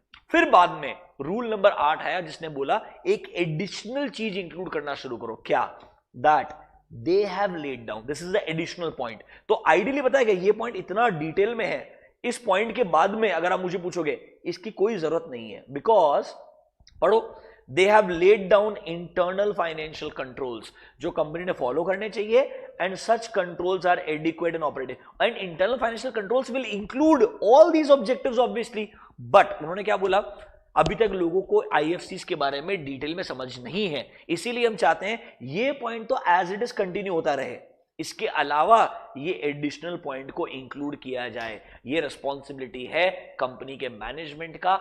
ये clearly guidance note on IFC में दिया है और यही आपके सिलेबस में लिख करके दिया है. मैं आपको प्रूव करता हूं, ढंग से सुनो. आई एम श्योर इसको मैंने बहुत ज्यादा बार पढ़ा दिया है, आपको कोई तकलीफ नहीं होनी चाहिए. और आईएफसी क्या होता है याद रखना, मैंने बोला था जो आपका इंटरनल कंट्रोल का डेफिनेशन है वही आईएफसी का डेफिनेशन है, क्योंकि मैंने बोला था आईएफसी फॉर फाइनेंशियल रिपोर्टिंग कुछ अलग कॉन्सेप्ट रहता है. अभी के लिए तुमको नहीं पता तो जाने दो, कोई दिक्कत नहीं है. तुम अभी के लिए समझ लो अनफॉर्चुनेटली इंटरनल कंट्रोल ही इंटरनल फाइनेंशियल कंट्रोल है, जबकि एक्चुअली में अगर आप मुझे पूछोगे Internal financial controls should include only those controls which are relevant for financial reporting. पर एक्चुअली ऐसा नहीं है, उनको हम ICFR बोलते हैं, internal controls of financial reporting, वो अलग से वर्ड एग्जिस्ट करता है. तो IFC एंड ICFR में डिफरेंस होता है technically, which I tried to explain to you guys with a guidance note. अगर आपको याद है तो अच्छा बात है, नहीं तो कोई दिक्कत नहीं, एग्जाम में उसकी कोई आवश्यकता नहीं है, बिकॉज वो तुम्हारे सिलेबस के बिल्कुल परे है. अभी के लिए let's understand the definition of IFC, let's understand 134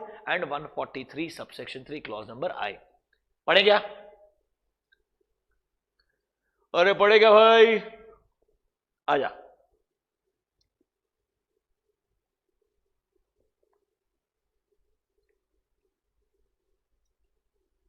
चलो देखो भाई, 134 क्लियरली बोलता है दैट डायरेक्टर्स रिस्पॉन्सिबिलिटी स्टेट के अंदर ये दो चीजें आनी चाहिए. DRS में दो चीजें आनी चाहिए. देखो, that directors have taken proper and exact same point है कि नहीं, कॉपी पेस्ट. देखो इतना ध्यान से, for maintenance of adequate accounting records, for safeguarding and for preventing and detecting frauds.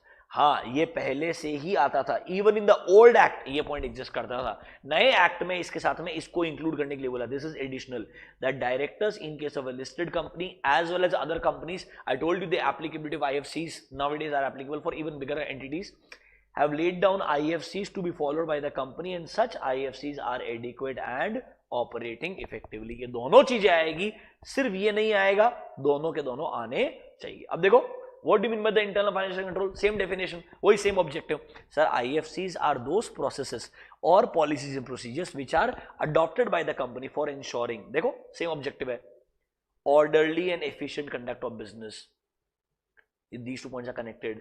Safeguarding of entities' assets, preventing and detecting frauds and errors, completeness and accuracy of accounting records. ये दोनों point मिल करके financial reporting का reliability के बारे में बात करते हैं. वही सेम ऑब्जेक्टिव मैंने जो आपको लिख के दिए थे वही यहां पर लिखे, क्योंकि वही डेफिनेशन है इंटरनल फाइनेंशियल कंट्रोल्स का. फिर जरा देखो 143 क्या बोलता है कि भाई ऑडिटर का ड्यूटी बनता है under 143 subsection 3 clause number I कि उसे रिपोर्ट करना पड़ेगा कि क्या कंपनी के पास में एडिक्वेट इंटरनल फाइनेंशियल कंट्रोल्स है and are they operating effectively और नॉट. ये मैंने आपको बोला था दैट आप कंट्रोल्स एग्जिस्ट करते हैं क्या, क्या ढंग से डिजाइंड है क्या कंपनी के हिसाब से, क्या वो ढंग से ऑपरेट करते हैं क्या वो कंटिन्यूअसली ऑपरेट करते हैं क्या, सब पढ़ाया हुआ मैंने आपको ये चीज. और ये आपको आपके ऑडिट रिपोर्ट के अंदर याद है, reporting on other legal and regulatory requirement, वहां पर एक अलग से एनेक्सर अटैच करना पड़ता है, उस अलग से एनेक्सर के अंदर आपको अपना ओपिनियन देना पड़ता है. एंड आई एम श्योर मैंने वो एनेक्सर आपको बहुत ज्यादा बार मल्टीपल टाइम्स दिखाया है. Are you able to recall that annexure 143 subsection 3 clause number आएगा? अरे यस और नो. ठीक है भाई, तो गाइडेंस नोट पे आ जाओ. मैं चाहता हूं यहां पे क्वेश्चन आए, पर I really doubt, I tell you honestly. अरे ऑडिट में नहीं पूछा यार, ये इसमें क्या पूछेंगे, पर कभी ना कभी तो आएगा जिंदगी में. Let's be positive about this. तो देखो 143 subsection 3 clause number I requires auditor कि उसको रिपोर्ट करना पड़ेगा कि कंपनी के पास में दो इंपॉर्टेंट वर्ड्स है, एडिक्वेट इंटरनल फाइनेंशियल कंट्रोल्स हैं एंड क्या वो ऑपरेट करते हैं या नहीं इफेक्टिवली. अब देखो मैनेजमेंट का रिस्पॉन्सिबिलिटी क्या है, मैनेजमेंट का रिस्पॉन्सिबिलिटी है कि उसको 134 सबसेक्शन 5 की वजह से याद है DRS इंक्लूड करना पड़ता है. उसमें सर दोनों चीजें आएगी. ये देखो डेफिनेशन वापस आ गया IFC का, पढ़ो जरा वापस डेफिनेशन लिखा आएगा, जल्दी जल्दी पढ़.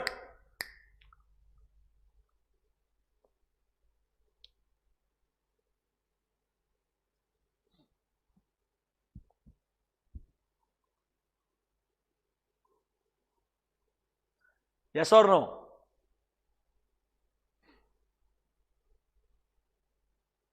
ठीक है.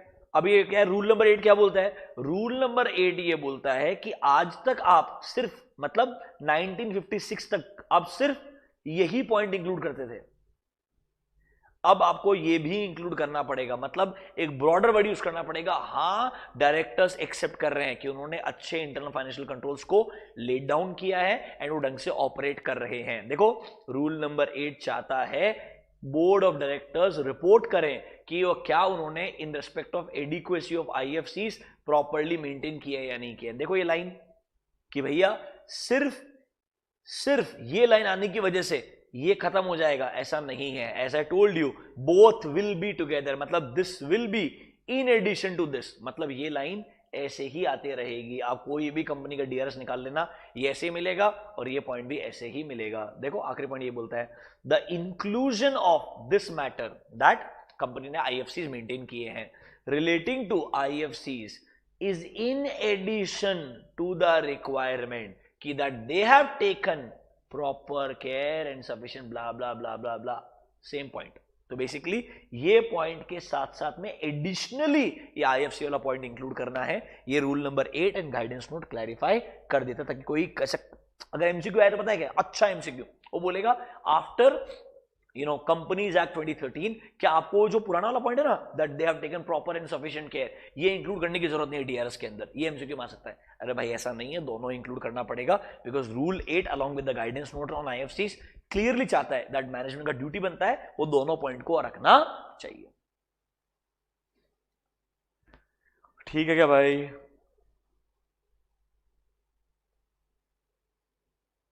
एंड ऑडिट का रिस्पॉन्सिबिलिटी तो बहुत ही डिफिकल्ट है, प्लीज खुद से पढ़ो, बहुत डिफिकल्ट है, मैं नहीं पढ़ा सकता, वेरी डिफिकल्ट।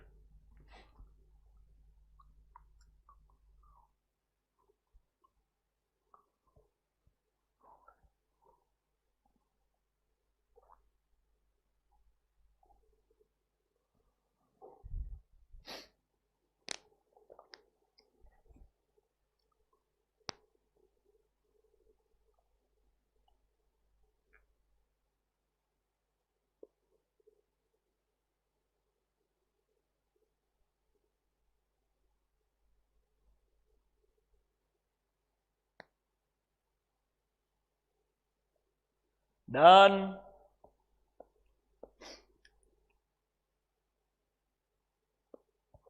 ये लाइन बहुत अच्छी है, सिर्फ एक स्टेटमेंट है, a material weakness in internal controls में exist even when financial statements are not. तो भैया अगर आपके आईएफसीज में एक मटेरियल वीकनेस है, इसका मतलब ये कंपल्सरी नहीं है कि फाइनेंशियल स्टेटमेंट्स के अंदर मटेरियल स्टेटमेंट होना ही चाहिए। I would always say if there are material weakness in the design of internal controls, इसका impact financial statement पे आ सकता है, पर हमेशा आए ये जरूरी नहीं है। मे बी कंट्रोल्स वीक रहेंगे बट स्टिल कोई फ्रॉड नहीं हुआ होगा, कोई गलती नहीं हुई होगी, that might still be possible. I hope you get that point. ठीक है? अरे ठीक है क्या भाई? अभी तो एक भी नहीं बजा है यार। You guys should not be sleepy today at all. ये बहुत आसान आसान चीजें हैं। डन। अब देखो, मैं तो चाहता था कि आयशा तुमको क्वेश्चन पूछेगा इस गाइडेंस नोट के ऊपर, क्योंकि मैंने इतना अच्छे से पढ़ा है। नंबर 1, एक तो वो रीजन है, दूसरा तुमको समझता भी है अभी। Now you understand what is management responsibility, what is auditors responsibility, you know what is IFC and what is internal controls on financial, तुमको मैं सब पढ़ा है, समझ लो मेरा बात। बट आयशा ने पता है क्या क्वेश्चन पूछा? बोलता हूं।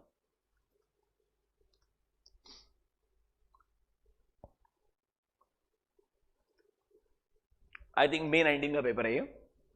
Question 1, read this question.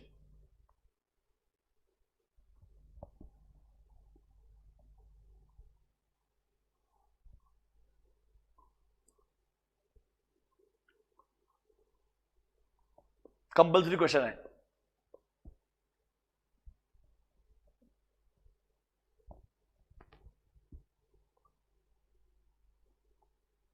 Do you agree with me?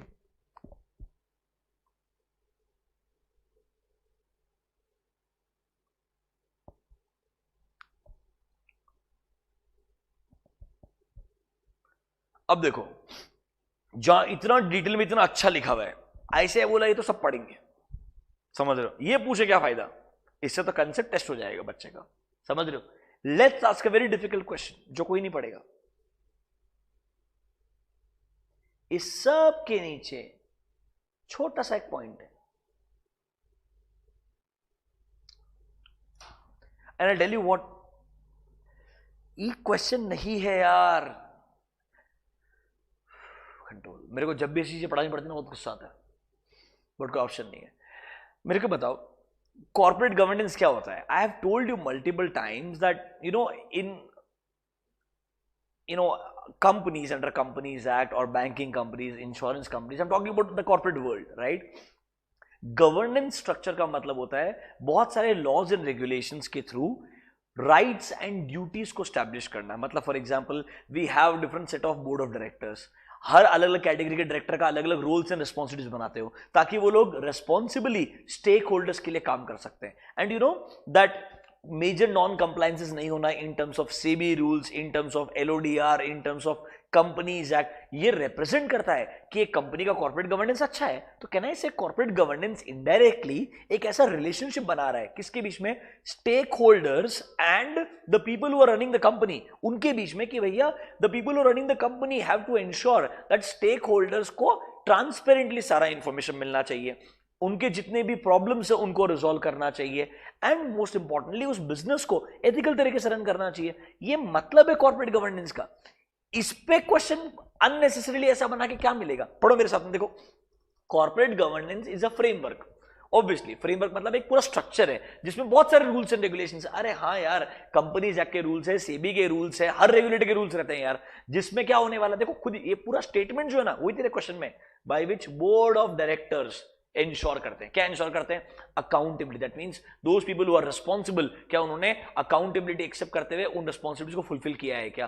Fairness and transparency, मतलब जितने भी कंपनी की इंपॉर्टेंट इंफॉर्मेशन है क्या वो प्रॉपरली ट्रांसपेरेंट तरीके से डिस्क्लोज किया है ताकि उनकी जो रिलेशनशिप है, उनकी जितने भी स्टेक होल्डर्स है उनके साथ में, वो अच्छे से मेंटेन रहे. यही क्वेश्चन है. अब देखो, the corporate governance framework consist of, point number 1 देखो, एक्सप्लिसिट एंड इम्प्लिसिट, या तो ऑफिशियली ऑन पेपर या बाय डिफॉल्ट कुछ ऐसे कॉन्ट्रैक्ट्स रहेंगे किसके बीच में, कंपनी एंड स्टेक होल्डर्स के बीच में, regarding responsibilities, rights and duties and rewards. ठीक है यार, कॉर्पोरेट गवर्नेंस का मतलब ही ये है कि हाँ भाई, बोर्ड ऑफ डायरेक्टर्स क्यों एग्जिस्ट करते हैं, because they are the indirect owners, they have to run the company ethically. That's all shareholders deserve to have a transparency in terms of all important information. फिर देखो, अगर conflicts रहते हैं हमारे stake holders के, उनको resolve करना चाहिए. देखो जरा ध्यान से, there should be procedures for reconciling the conflicts of interest of shareholders in accordance with duties, privileges and rules. फिर देखो, एक प्रॉपर प्रोसीजर होना चाहिए कि हर किसी का काम, like the way you have audit committee over management, audit committee also evaluates the work of auditor sometimes, so there should be procedure for proper supervision, control and information flow across the organisation to create a system of check and balance. Check and balance का मतलब क्या है, maker checker concept होना चाहिए. तो basically control framework होना चाहिए. इससे क्या कंसेप्ट टेस्ट कर लिया मेरे को समझ में नहीं आया, बट ये क्वेश्चन उन्होंने पूछा है. अच्छा बात तुम्हारे लिए, ये पूछा जा चुका है तो मेरे को लगता नहीं है आसानी से रिपीट होगा.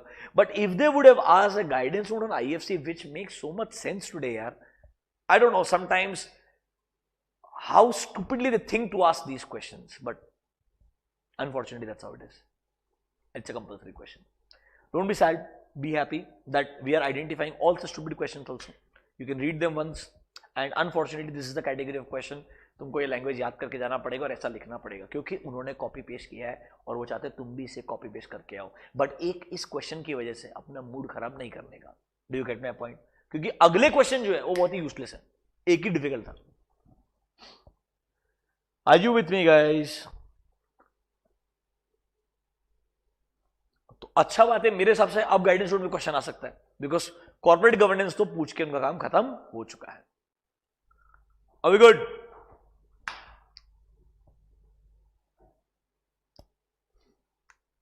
अब इस चैप्टर के इस पार्ट के अंदर we have information technology act. इस आईटी एक्ट के बारे में ज्यादा डिटेल में कोर बैंकिंग सॉल्यूशन सीबीएस वाले चैप्टर में इंक्लूड किया गया है. यहां पर सिर्फ 2-3 चीजें जो वहां पर भी रिपीट हुई है, it's okay.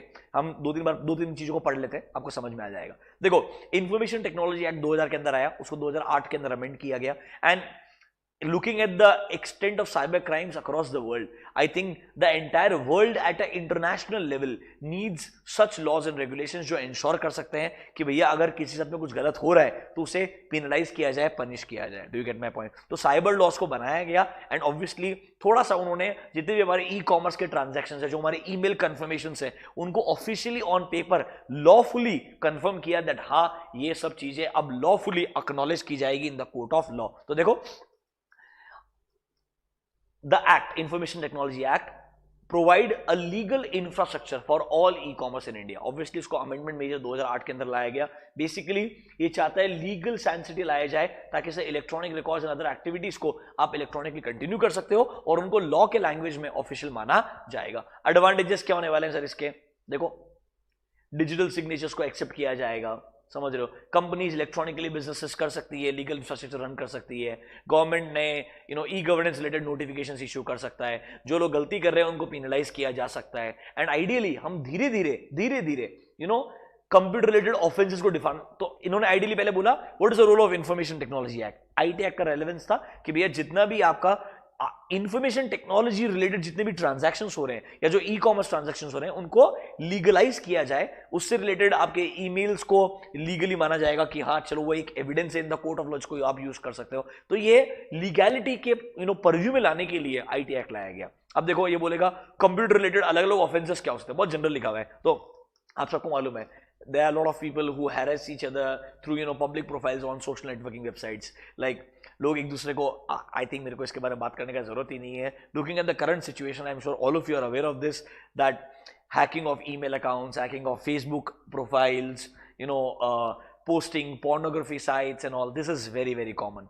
Credit card frauds, मतलब रादर मैं आपको बता रहा हूं जितनी अच्छी चीजें हैं उससे बुरी चीजें बहुत ज्यादा खराब होती जा रही है। वेब डिफेसमेंट, मतलब एक वेबसाइट के होम पेज को हैक करके उसके ऊपर डिफेमेटरी कंटेंट को पोस्ट कर देना, साइबर टेररिज्म, मतलब अपने इंपॉर्टेंट कॉन्फिडेंशियल जो इलीगल डेटा है, इलीगल इंफॉर्मेशन है, उसको कहीं ना कहीं तरीके से हाइड करना, साइबर पोर्नोग्राफी हो गया, थेफ्ट ऑफ कॉन्फिडेंशियल इंफॉर्मेशन, मतलब stealing important information.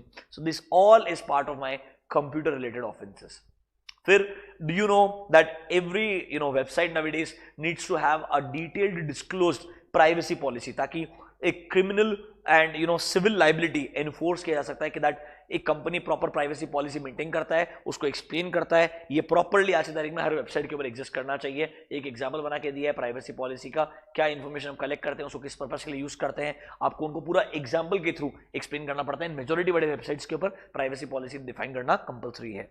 Then we have the important word that is called as SPDI, sensitive personal data information.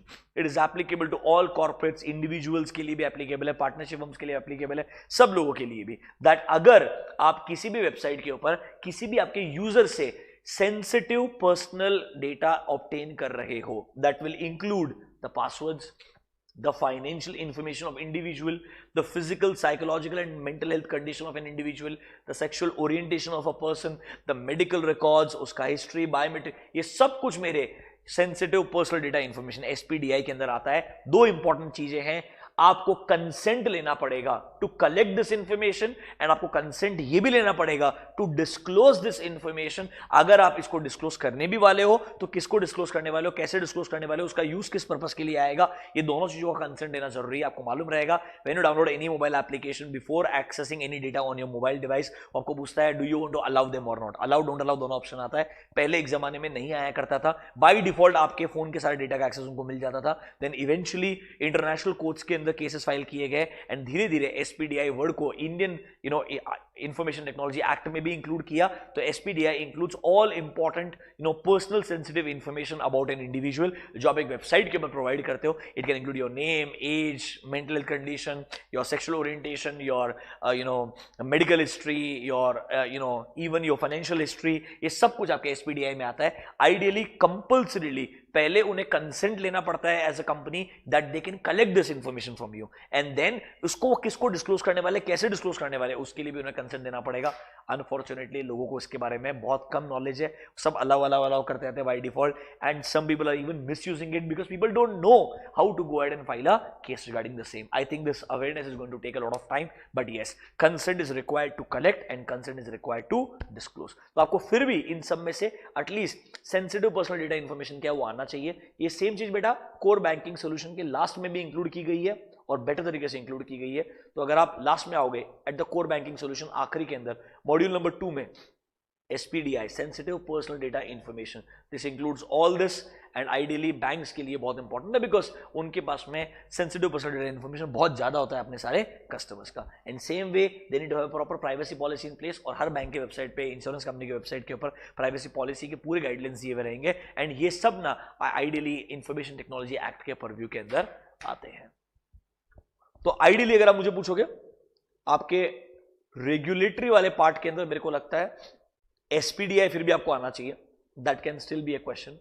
अगर गलती से आएगा तो फिर भी एक क्वेश्चन बन सकता है, पर ज्यादा चांसेस मेरे को लगता है अब अगर रेगुलेटरी से क्वेश्चन आएगा तो 100% डीआरएस के ऊपर आएगा या 143 सबसेक्शन 3 के ऊपर आएगा, या 4 मार्क के लिए guidance note on audit of IFC और फाइनेंशियल रिपोर्टिंग की तरफ से 134 एंड 143 का रेलेवेंस क्या है, मतलब मैनेजमेंट ऑडिटर का रिस्पॉन्सिबिलिटी क्या है regarding IFCs. That can be a 4 mark question according to me, क्योंकि वो अभी तक नहीं पूछा गया है तो एक ना एक दिन बनना चाहिए. अभी गुड.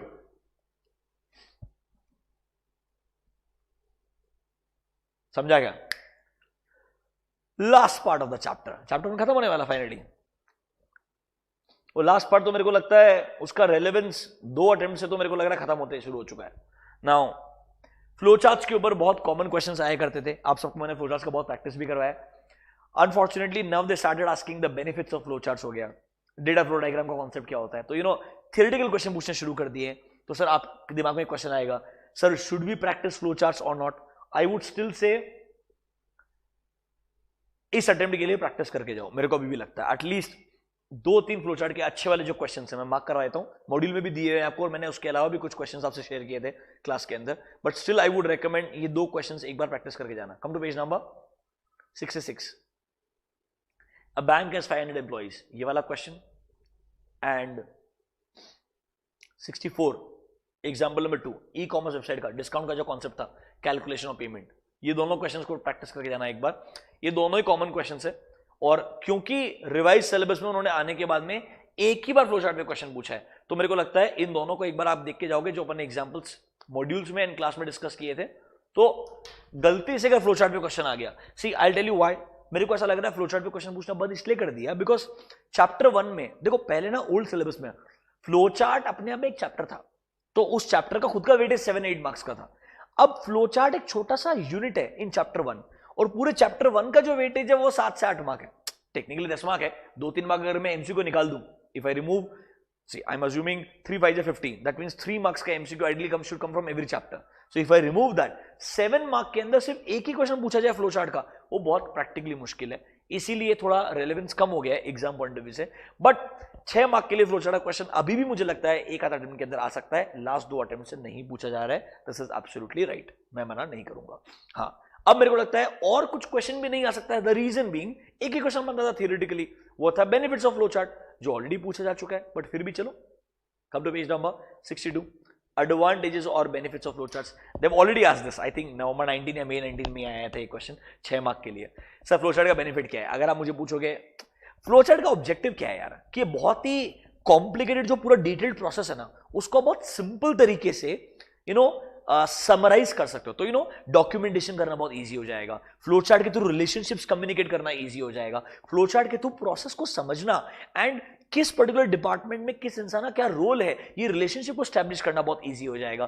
फ्लोचार्ट से आपको एक प्रॉपर बर्ड आई व्यू मिलता है, जिससे आप पता कर सकते हो कि एग्जैक्टली इस प्रोसेस में कहां आपके कंट्रोल्स लैक करते हैं, कहां आपको कंट्रोल्स को इमीडिएटली ठीक करने का जरूरत है. तो flowchart helps you in quicker grasping of entire relationship. It helps you in analyzing the overall process better. This helps you in communicating and documenting a process better. This also helps you in getting a overall bird view relation, bird eye view जैसे relationship मिलेगा आपको, जिससे आपको एक पूरा understanding मिल जाएगा इस पूरे प्रोसेस के अंदर एग्जैक्टली कहां वीकनेसेस है, कहां हमको चीजों को ठीक करना चाहिए. तो देखो basics advantages, quicker grasping of relationships across the business process, better analysis हो पाएगा तो आप अच्छे से कम्युनिकेशन भी कर पाओगे. एंड डॉक्यूमेंटेशन का एक एसेंशियल चीज है. देखो हम ना बिजनेस प्रोसेसेस को या तो नैरेटिव रिकॉर्ड के फॉर्म में स्टेप बाय स्टेप लिख सकते हैं, या सर उनको फ्लोचार्ट के फॉर्म में प्रेजेंट कर सकते हैं, समझ रहे हो मेरा बात, या उनको चेकलिस्ट या क्वेश्चनर के फॉर्म में प्रेजेंट कर सकते हैं. ये कुछ अलग अलग तरीके होते हैं, बट फ्लोचार्ट सबसे कॉमन रहता है. ठीक है। प्रोग्राम डीबगिंग, डीबगिंग का मतलब क्या होता है, बग्स मतलब गलतियां या एरर्स, उनको डीबग करना मतलब ठीक करना। तो एक फ्लो चार्ट में आपको एग्जैक्टली कहां कहां लूप होल से एरर्स है वो इजीली आइडेंटिफाई हो जाएंगे और ठीक करना बहुत इजी हो जाएगा। एंड सर आप लोगों का रिस्पॉन्सिबिलिटीज इजीली आइडेंटिफाई कर सकते हो, who is responsible for what at what point, तो इजीली रिस्पॉन्सिबिलिटी स्टैब्लिश कर सकते हो एंड ओवरऑल कंट्रोल्स को अच्छे से मैनेज कर पाओगे आप with the help of flow chart. तो एक थियोरेटिकल तरीके से लिखा है उन्होंने। लिमिटेशन क्या है सर, फ्लो चार्ट में नंबर 1 लॉजिक कॉम्प्लेक्स होता है, मतलब पूरा प्रोसेस समझना पड़ेगा तभी आप फ्लो चार्ट डेवलप कर सकते हो। फिर सर अगर कुछ छोटा मोटा चेंजेस करना है तो कभी कभी पूरा फ्लो चार्ट वापस स्टार्टिंग से डेवलप करना, तो if there is a modification आपको शायद पूरा स्टार्टिंग से उसको रिप्रोड्यूस करना पड़ेगा। या सर कुछ चीजों में जो लिंक्स है अगर वो समझ में नहीं आई, लेट्स से आपने डिजाइन करते वक्त लिंक समझ में आ गया बट जो चेकर है उसको भी समझ में आना चाहिए तुम क्या सोच रहे थे।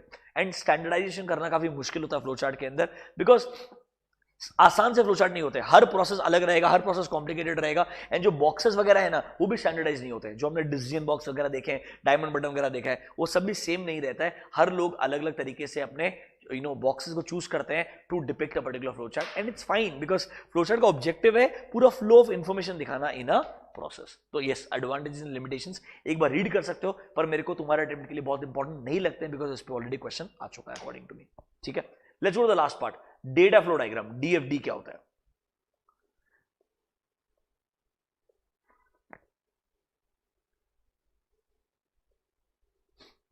देखो डेटा फ्लो डायग्राम क्या बोलता है बेटा, दैट एक पर्टिकुलर ऑर्गेनाइजेशन में एक पर्टिकुलर जो बिजनेस का प्रोसेस है, देख परचेस प्रोसेस भी देखो, इसमें भी ना बहुत सारे डिपार्टमेंट्स एंड लोग अलग अलग कनेक्टेड रहेंगे, सेल्स प्रोसेस में भी बहुत सारे लोग कनेक्टेड रहने वाले हैं। तो क्या बोल रहा है ये वो बोल रहा है ये स्विम लेन्स है, मतलब स्विमिंग करते हैं जो हमारे लेन्स होते हैं ना, इनको they are called as swim lanes, that basically एक सिंगल प्रोसेस में कैसे बहुत सारे अलग अलग डिपार्टमेंट के लोग कनेक्टेड रहते हैं टू एग्जीक्यूट एंटायर प्रोसेस। तो डेटा फ्लो डायग्राम एक ऐसा तरीका है जिससे वो कैसे इंफॉर्मेशन या डेटा फ्लो करता है अक्रॉस ऑल डिपार्टमेंट्स ताकि एक बिजनेस प्रोसेस आराम से काम कर सकता है, उसके डिपिक्शन को जो डायग्राम यूज करते हैं वो डेटा फ्लो डायग्राम कहलाता है। दिस क्लियरली शोज कैसे एक कस्टमर से ऑर्डर रिसीव करके प्रॉपर शिपिंग तक चीजें कनेक्ट रहने वाली है। तो data flow diagram swim lens के थ्रू, मतलब अलग अलग डिपार्टमेंट्स के बीच में रिलेशनशिप दिखाते हुए आपको कैसे एक बिजनेस प्रोसेस में डेटा फ्लो कर रहा है उसको डिपिक्ट करने का काम करता है, ताकि आप कहां आपको कंट्रोल से वीकनेस है, क्या ठीक करना है।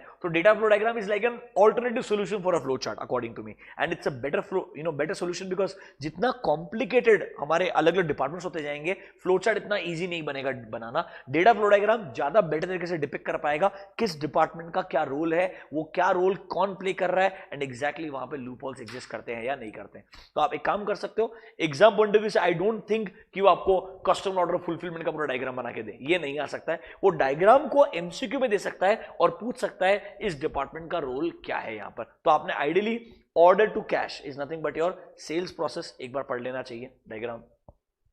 परचेस प्रोसेस बहुत सिंपल है, मेरे को लगता नहीं है ज्यादा इंपॉर्टेंट है, फिर भी आप एक बार रीड कर सकते हो। परचेज एंड सेल्स प्रोसेस दो ही दिए मैं उन्होंने डिटेल के अंदर, उनको आप एक बार डायग्राम के जो फॉर्म में दिया हुआ जो कंटेंट है उसको आप ओवरव्यू ले सकते हो, देख सकते हो, समझ सकते हो। एमसीक्यू में फिर भी आ सकता है दैट इस डिपार्टमेंट का रोल क्या है यहां पर इस पर्टिकुलर प्रोसेस में। अभी good, now let me show you all the questions. देखो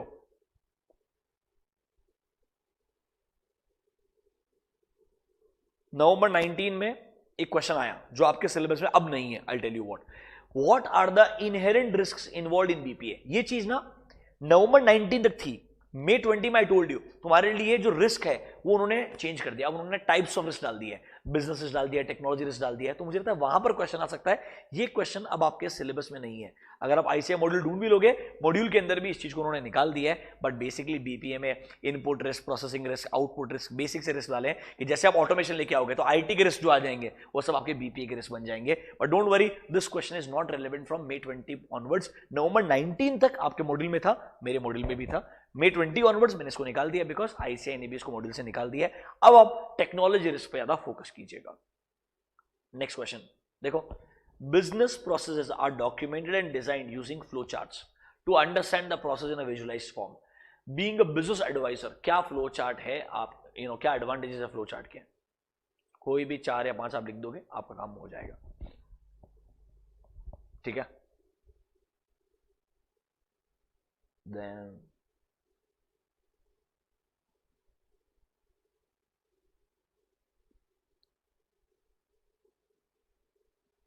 आई थिंक दैट्स मच। चैप्टर 1 से इतने ही क्वेश्चन है, बाकी चैप्टर 2 पे है।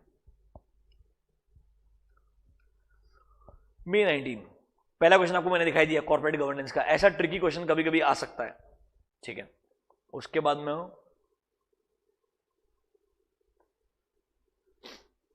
वो भी चैप्टर 2 से है।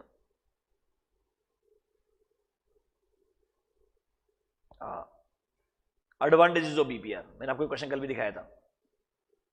What are the major benefits of automating a business process.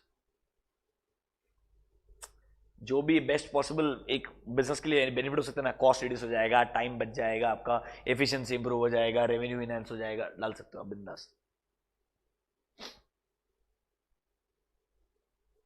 Chapter 1 से इतना ही है, बाकी चैप्टर 2 है, वो हम पढ़ने वाले हैं अभी, डोंट वरी। तो अकॉर्डिंग टू मी अब आपने चैप्टर 1 पे एग्जाम पॉइंट ऑफ व्यू सबसे ज्यादा जो फोकस करना चाहिए, एक बार बताता हूं, सबसे ज्यादा जहां फोकस करना चाहिए आपने पूरे चैप्टर में, इंपॉर्टेंट मेरे हिसाब से फॉर नवंबर 20 एग्जाम।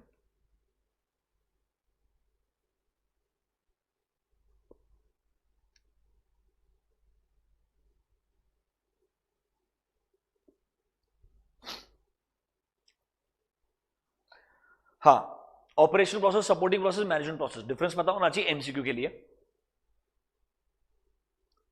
बीपीआर ठीक है, एडवांटेजेस ज्यादा इंपॉर्टेंट नहीं है आई वुड से। स्टेप्स फिर भी एक बार पढ़ लेना 8 के 8, मतलब गलती से फिर से क्वेश्चन रिपीट हो जाए तो देयर इज सम चांस।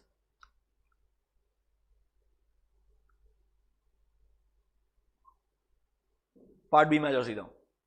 यहां पर टाइप्स ऑफ रिस्क बहुत इंपॉर्टेंट है, मैंने आपको बोला अमेंडमेंट है, डिटेल में डिस्कस करना, इसको ढंग से पढ़ना अच्छे से।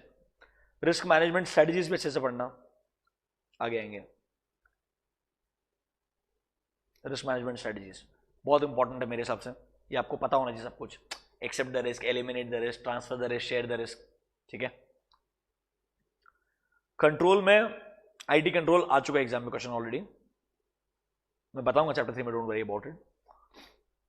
मेरे को ये कंपोनेंट्स ऑफ इंटरनल कंट्रोल इतना इंपॉर्टेंट नहीं लगता है, मेरे को इससे ज्यादा इंपॉर्टेंट लगता है components of ERM. Benefits of ERM भी नहीं, कंपोनेंट्स ऑफ ईआरएम। ये 8 के 8 पॉइंट एक अच्छा केस स्टडी में आ सकता है, ठीक है। This can be a good important question, ठीक है। रिस्क वगैरह में कॉन्फ़िगरेशन वर्ड का मतलब पता होना चाहिए, एंड कॉन्फ़िगरेशन और मास्टर में डिफरेंस क्या ये पता होना चाहिए। बाकी मेरे को लगता नहीं है वो रिस्क कंट्रोल पूछेगा आपसे, आई हाईली डाउट इट।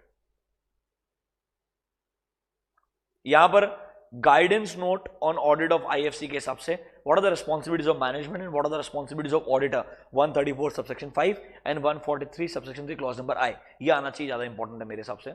और अगर एमसीक्यू में आया तो sensitive personal data information SPDI क्या होता है, and what is consent to collect and consent to disclose, this can be a question. Flowchart अगर गलती से क्वेश्चन आएगा तो 6 मार्क के लिए डायरेक्टली फ्लोचार्ट बनाने के लिए क्वेश्चन आएगा, अदरवाइज थियोरेटिकल क्वेश्चन मेरे को यहां से कुछ एक्सपेक्टेड नहीं है।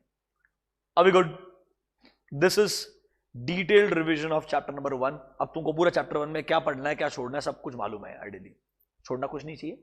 आखिरी दिन किधर ज्यादा फोकस करना है ये एटलीस्ट पता दिया गया है, ठीक है।